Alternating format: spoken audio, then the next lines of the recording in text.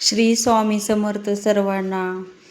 बघा, कालपासून श्रावण महिना सुरू झालेला आहे आणि आपल्याला बघा आता या पवित्र महिन्याची सुरुवात झालेली आहे. या पवित्र महिन्यामध्ये आपण भगवान श्री शंकराच्या आणि पार्वती मातेच्या सेवा करत असतो बघा. आणि त्या सेवा कोणत्या कराव्या आणि कशा कराव्या, आणि आपण म्हणजे रुद्रयंत्र आपल्या घरी नसेल तर ते कसं स्थापन करावं, हा पवित्र महिना आपल्याला चालून येत आहे. या श्रावण महिन्यात रुद्रयंत्र स्थापन करणे खूप शुभ मानले जाते. याच्यासाठी रुद्रयंत्र कसं स्थापन करावं, आणि बघा, रुद्रयंत्र स्थापन केल्याने आपल्या घरातील नकारात्मकता, वास्तुदोष, आपल्या आरोग्याविषयी अडचणी, आपल्याला दीर्घायुष्य, घरातील आर्थिक अडचणी, हे सर्व काही दूर होत असतं. त्याच्यामुळं हा पवित्र महिना आपल्याला श्रावण महिन्यात आपण पहिल्यांदा सोमवार येत आहे बघा, त्या दिवशी तुम्ही रुद्र यंत्र तुम्ही स्थापन करू शकता. आणि ते स्थापन कसे करावे आणि त्याच्यावर कुठल्या कुठल्या सेवा करायच्या आणि आपल्याला घरच्या घरी रुद्राभिषेक कसा करायचा, चला तर मग पाहूया. रुद्रयंत्र हे आपण कोणत्याही सोमवारी किंवा शुभ दिवशी श्रावणातल्या स्थापन करू शकतो बघा. आणि ते आपण घरी रुद्र यंत्र घरी आणल्यानंतर त्यांना स्वच्छ पाण्याने पुन्हा गुलाबजल याच्यात मिक्स करून किंवा गोमूत्र मिक्स करून स्नान घालायचं आहे. त्याच्यानंतर आपल्याला पंचामृत घेऊन त्याला स्नान घालायचं आहे. पंचामृताने दूध, दही, साखर, तूप याच्याने आपल्याला स्नान घालून स्वच्छ करायचं आहे.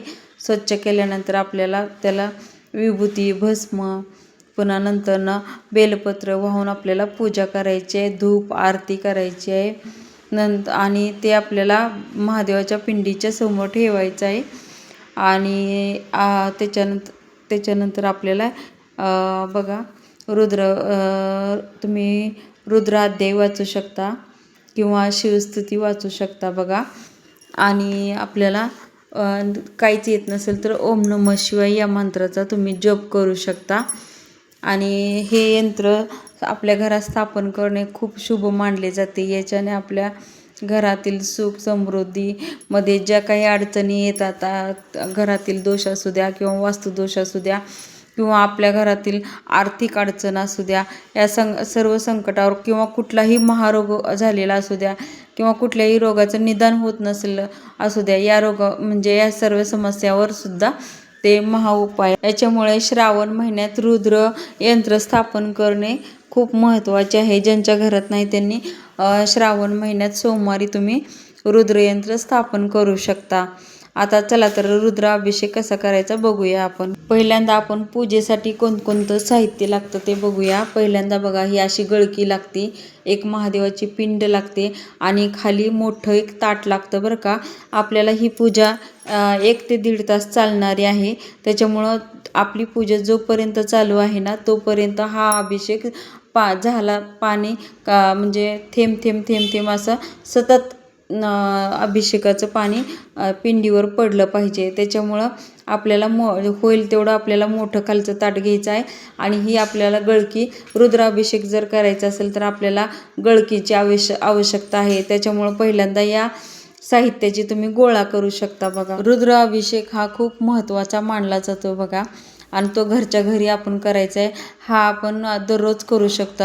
आणि आपल्याला 41 दिवस करायचा असेल तर आपण 41 दिवस करू शकतो, किंवा आपल्याला जमत नसेल तर आपण दर सोमवारी करू शकतो बघा.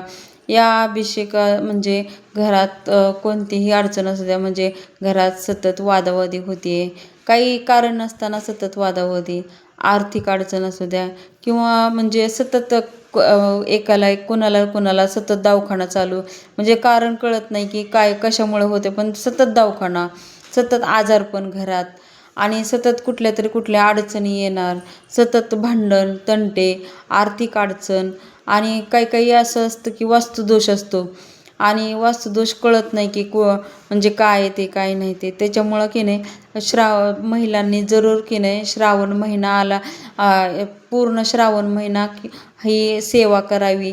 आणि हे अभिषेकाचं पाणी आपण घरातल्यानी सर्वांनी ग्रहण करावं, घरामध्ये शिंपडावं हे अभिषेकाचं पाणी. आणि त्याच्यामुळं की नाही हे खूप उपाय म्हणजे का लाभदायक असतो हे रुद्राभिषेक. त्याच्यामुळं की नाही महिलांनी जरूर केला पाहिजे. चला तर मग बघूया. पहिल्यांदा आपल्याला बेलपत्र, पिवळी फुलं, धोत्र्याचं फूल, धोत्र्याचं ते फळ मिळतं ते, आणि आपल्याला जेवढं काही साहित्य मिळेल ना तेवढं सगळं साहित्य आपल्याला गोळा करायचं आहे. आणि नंतर ना आपल्याला दूध, दही, तूप, साखर असं पंचामृत पण तयार करून ठेवायचं. म्हणजे आपल्याला पूजेची तयारी केली म्हणजे लवकरात लवकर आपलं सगळं होऊन जातं बघा. आणि नंतर ना एक चौरंगपाट घ्यायचं आहे. त्याच्यावर पहिल्यांदा चौरंगपाट घेऊन नंतर आपल्याला हे असं दाखवलं आहे तसं ठेवायचं आहे. ठेवल्यानंतर आपल्याला एक तांब्यात पाणी भरून घ्यायचं आहे. मोठा तांब्या किंवा कळशीच घेऊन बसा, म्हणजे पाणी भरपूर लागणार आहे. जोपर्यंत आपण हे म्हणजे सर्व सेवा करत नाही तोपर्यंत हे आपल्याला अभिषेक जलधारा सुरूच ठेवायची आहे. पहिल्यांदा आपल्याला बघा म्हणजे पिंडीला पाण्याने धुवून घ्यायचं आहे. नंतर आपल्याला हे ना दूध, दही, साखर, तूप या सर्वांनी अभिषेक करायचा आहे. अभिषेक केल्यानंतर आणखीन स्वच्छ अशी पिंड धुवून घ्यायची. धुवून घेतल्यानंतर हे गळकी लावायचे. गळकी लावल्यानंतर ना आपल्याला ही आपली पूजा सुरू झाली. आता कोणतीही पूजा सुरू करताना आपल्याला पहिल्यांदा गणपतीची पूजा करायची आहे. आता आपल्याला गणपतीची पूजा म्हणजे करायची आहे. गणपतीची पूजा सुरू केली की आपल्याला पहिल्यांदा म्हणजे गणपतीचं स्तोत्र म्हणू शकता तुम्ही. कुठलंही स्तोत्र म्हणू शकता. गणपती अथर्व शीर्षच म्हणलं तरी चांगलं, किंवा गणपती स्तोत्र कुठलं पण येत असलं तर ते म्हटलं तरी चांगलं. त्याच्यानंतर आपण आता स्वामी सेवेत आहोत. त्याच्यामुळं आज स्वामी सेवेचं म्हणजे स्वामी स्तवन म्हणू शकता तुम्ही, किंवा जर म्हणणं नाही झालं तर आपण 108 वेळा तरी श्री स्वामी समर्थ, श्री स्वामी समर्थ असं म्हणलं तरी चालतं. त्याच्यानंतर ना आपल्याला सुरू करायची ती रुद्राध्यायाची सुरुवात. आपल्याला शिवस्तुतीने करायची आहे बघा. कोणत्याही देवाची आपल्याला पूजा करायच्या अगोदर आपल्याला त्या देवाची स्तुती करणे गरजेचे असते. त्याच्यामुळं पहिल्यांदा आपण स्तुतीने सुरुवात करायची आहे. तर पहिल्यांदा शिवस्तुती आपण म्हणायची आहे. शिवस्तुतीनंतर आपल्याला रुद्राध्याय वाचायचे आहेत. आपल्याला नित्यसेवेमध्ये रुद्राध्याय दिलेले आहेत बघा. तर ते संस्कृतमध्ये पण आहेत आणि मराठीमध्ये पण आहेत. पण ज्यांना मराठीमध्ये येतं त्यांनी मराठीमध्ये वाचायचं आहे, आणि ज्यांनी संस्कृतमध्ये येतं त्यांनी संस्कृतमध्ये वाचायचं आहे. आणि ज्यांना वाचताच येत नाही त्यांनी आपल्याला आपल्या मोबाईलवर लावून ठेवायचं आहे. आणि मोबाईलवर लावून आपल्याला शांतपणे आपल्याला ओम नमः शिवाय, ओम नमः शिवाय असं मनातल्या मनात म्हणत राहायचं आहे. त्याच्यानंतर ना आपल्याला महामृत्युंजय मंत्र म्हणायचा आहे बघा. आणि म्हणजे तुम्ही 108 वेळा म्हणू शकता, किती पण वेळा म्हणू शकता, तसं काही नाही, पण कमीत कमी 108 वेळा तरी म्हणायचं आहे. त्यानंतर ना अमृत संजीवनी मंत्र पण म्हणायचं आहे बघा. आणि अमृत संजीवनी मंत्र म्हटल्यानंतर आपल्याला 108 शिवनामावली म्हणायचं आहे. आता ही शिवनामावली म्हणत असताना आपण की नाही हे करू शकता. मनातलं आपल्याला येत असले तर शिवाचे नाव घ्यायचे, किंवा येत नसेल तर मोबाईलवर आपण लावू शकतो. त्याच्यानंतर बिल्वाष्टक तुम्ही म्हणू शकता, किंवा ज्योतिर्लिंग स्तोत्र म्हणू शकता बघा. यापैकी दोन्ही पण म्हणायचंच आहे. आणि नंतर आपल्याला रुद्राध्यायातील चमक आणि नमक हे अध्याय वाचायचे आहेत. हे मराठीमध्ये पण आहेत आणि संस्कृतमध्ये पण आहेत. आपल्याला तुम्हाला मराठी येत असेल तर मराठी तुम्ही वाचू शकता, येत नसेल तर तुम्ही मोबाईलवर तुम्ही लावू शकता बरं का. नंतर शिवाचं महिम स्तोत्र तुम्ही वाचू शकता, म्हणजे वाचायचंच आहे. आता ह्या लिहून घ्या सेवा तुम्ही कुठल्या कुठल्या करायचे आहेत. नंतर लक्षात राहणार नाही. मी जे सांगते ते तुम्ही एका कागदावर लिहून काढा, आणि म्हणजे तुमच्या लक्षात राहायला मदत होईल. आता याच्यानंतर आपल्याला शिवकवच म्हणायचं आहे बघा. शिवगायत्री मंत्र म्हणायचं आहे. एवढं सगळं होईपर्यंत आपल्या पाण्याचा अभिषेक हा चालूच ठेवायचा आहे. आपल्याजवळ पाणी ठेवायचं आहे. लक्ष द्यायचं आहे की आहे ना त्यात वरच्या तांब्यातलं पाणी संपत नाही ना, आणि जर संपत आलं तर लगेचच्या लगे आपल्याला ते पाणी घालायचं आहे, बंद होऊ द्यायचा नाही अभिषेक. एवढं लक्ष द्यायचं आहे आपल्याला. लक्ष देत देत आपल्याला ही सेवा ही मंत्र सगळे म्हणायचे आहेत. हे मंत्र झाल्यानंतर आपल्याला आपलं गळती काढायची. गळती काढून महादेवाची पिंड बाजूला काढायची. पात्र बदलायचं आहे. पात्र बदलून आपल्याला म्हणजे महादेवाची पिंड दुसऱ्या भांड्यात ठेवायचे. त्याच्यानंतर आपल्याला भस्म आपल्याला भस्म पिवळे चंदन लावायचं आहे. त्याच्यावर पांढरे फूल व्हायचे आहे. धोत्र्याचे फोळ व्हायचे आहे. त्याच्यानंतर आपल्याला तुम्ही तांदूळ वाहू शकता त्याच्यावर. आणि नंतर आपल्याला नामावली सुरू करायची. शिवनामावली सुरू करत 108 नावं घेत आपल्याला बेलपत्र अर्पण करायचे आहेत बघा. याच्याने आपल्याला काय होते बघा, घरातील नकारात्मक ऊर्जा निघून जाते आणि असाध्य रोग पण आपल्या मागून निघून जातात. आणि महामृत्युंजय मंत्र 108 वेळा आपल्याला म्हणायचं आहे बघा. याच्याने आपल्याला अचानक संकट येणारे किंवा अचानक घरात काही होत असतात, काही अडचणी अचानक येत असतात, आजारपणे अचानक येत असतात, काही असे घटना घडतात अचानकच की कळत नसतं. त्यामुळे ह्या घटना घडू नये किंवा अचानक कुठली पण गोष्ट आजारपण येऊ नये याच्यासाठी आपल्याला महामृत्युंजय मंत्र हा 108 वेळा म्हणायचा आहे.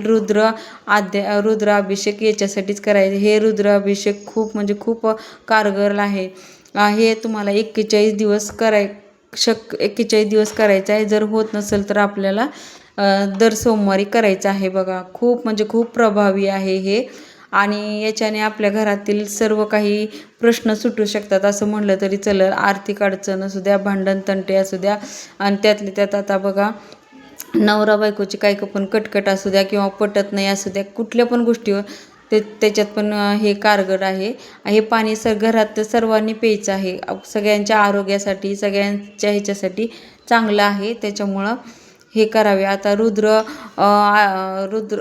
रुद्रा यंत्रावर कुठल्या आपण सेवा करू शकतो बघूया चला. हे यंत्र स्थापन केल्यानंतर बघा, पहिले आपण दर सोमवारी त्याच्यावर अभिषेक करू शकतो. पंचामृताने अभिषेक करू शकतो. त्याला बेलपत्र, फूल, चंदन, पिवळे चंदन, गंध लावून सर्व काही फुले वाहून आपल्याला त्याच्यावरची सेवा करायची आहे. दर सोमवारी करू शकता, दररोज करू शकता. आपल्या घरात हे यंत्र आलं म्हणजे आपल्याला दररोज करावंच लागणार आहे. बेलपत्र मिळालं नाही तरी चालेल, पण जलाने स्वच्छ धुवून आपल्याला पिवळे चंदन ते लावून आपल्याला सेवा करायची आहे बघा. खूप फायदेशीर फायदे आपल्या घरात दिसून येतील. फायदे म्हणजे कसं गुणकारी आहे. आणि श्रावण महिना चालूच आहे त्याच्यामुळं हे, आणि जे स्वामी सेवेत आहेत त्यांच्या घरी हे यंत्र असतंच बघा. रुद्रयंत्र असतं, श्रीयंत्र असतं, हे सर्व काही यंत्र असतं. पण ज्याच्या घरात नाही त्यांनी नक्की स्थापन करा. आणि ह्या घरच्या घरी आपल्याला रुद्राभिषेक करा. 41 दिवस करा किंवा दर सोमवारी करू शकता. आणि घरात कुठलीही अडचण असू द्या, त्या अडचणीवर रामबाण उपाय आहे हा. घरातील बघा तुमच्या पितृदोष असेल आणि कसलाही कठोर पितृदोष असेल तर या सेवेने पितृदोषसुद्धा नष्ट होतो. घरात पितृदोष असेल तर किती अडचणी येतात, काय येतात तुम्हाला माहीतच असेल. खूप त्रास होतो पितृदोषाचा. त्याच्यामुळे ही सेवा केल्याने पितृदोष शांत होतो आणि आनंदित होते त्याच्यामुळे ही आपल्या घरावर कृपा होते शिवाची आणि पितृदोष नष्ट होतो. आणि म्हणजे आपल्याला शिवशंकरांना, पार्वती मातेला प्रसन्न करण्यासाठी त्यांची कृपा मिळवण्यासाठी हा रुद्राध्याय आपण रुद्राध्यायाची सेवा केलीच पाहिजे. आणि घरच्या घरी करण्यात काहीच हरकत नाही बघा. आणि याच्यानं आपल्याला पूर्ण श्रावण महिन्यात केल्यावर आपल्याला म्हणजे श्रावण महिन्यात पवित्र मानला जातो. त्यामुळे ही सेवा करणे खूप महत्त्वाची किंवा फलदायी असते. त्याच्यामुळं कुठली अडचण कुठलीही असू द्या तुम्ही बघा हे रुद्राध्याय करून बघा आणि नक्कीच तुम्हाला फरक जाणवेल आणि आपल्या घरात पण एकदम सुख शांती समृद्धी लाभेल.